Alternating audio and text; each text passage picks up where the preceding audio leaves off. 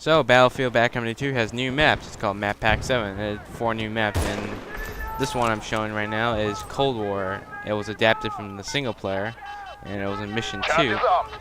So far, I like the map. It's a little hectic with 32 players, but if you have 24 players, then it's perfect.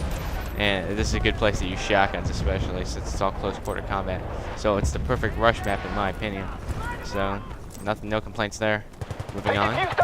Also, this one is heavy metal, which is, well, as the name implies, it's heavy, alright? Has 4 helicopters and 8 tanks. 4 tanks on each side, and buggy, the buggy vehicle with a grenade launcher and MG. A couple of them around here and there. And there's 3 flags, and the map is god-awful. It's huge by even Backcountry standards. So it's pretty big, definitely. Though, in my opinion, it feels a bit empty.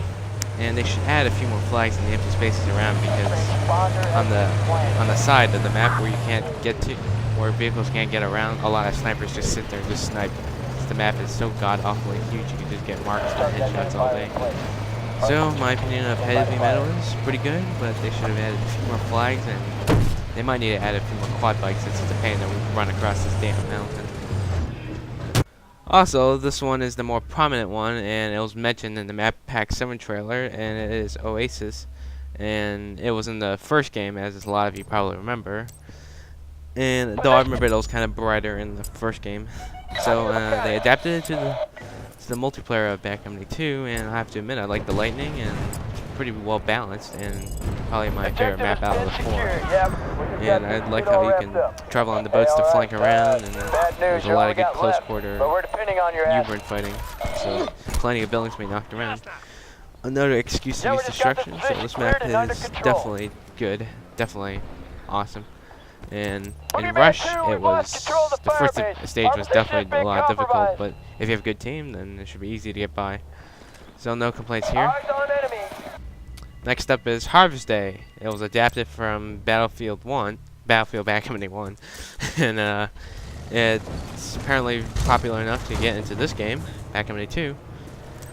So the port looks pretty good, and the map looks a bit bluish in my opinion. That makes the chat screen look bluish, but I got no complaints about that. It looks a bit blue. So as for the gameplay itself, the map is very wide, so there's room for flanking around on both sides during Rush. Definitely a lot of room. In fact, there's so much room that it almost makes the Rush Stage 1 a bit difficult to defend and attack sometimes if you have a good team doing either. Conquest, Harvest Day, I got no complaints at all. It's standard Conquest awesomeness.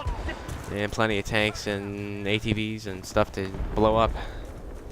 So, and it's a good map for snipers, so there you go, political keys. So, my thoughts are the good map's good. So, overall, the Map Pack 7 is a good addition to Battlefield Backcountry 2, which is already a good game. And I hope they continue to support the game for both PC and console. So, there you go. Thank you for watching.